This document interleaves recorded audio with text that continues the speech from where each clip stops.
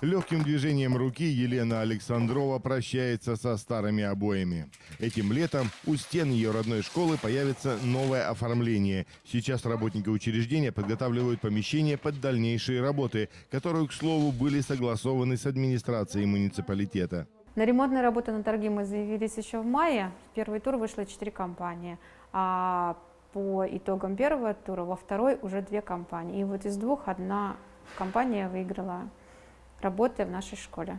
Следующий этап работ – выравнивание стен и шпатлевка. Затем рабочие начнут наряжать стены и пол учреждения в обновке. Плинтус тоже подлежит замене. Что касается цветовой гаммы материала, то пока педагоги остановились на светлых тонах. По поводу рекреации мы еще посмотрим, может мы, возможно, поменяем цвета.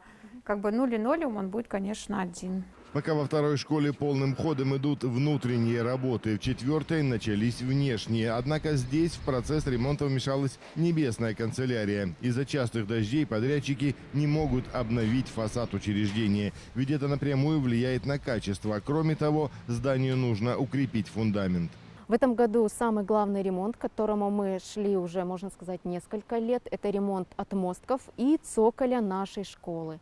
То есть сейчас уже можно обратить внимание, что произвели демонтаж отмостков, и в настоящее время производится оштукатуривание поверхности нашего фундамента.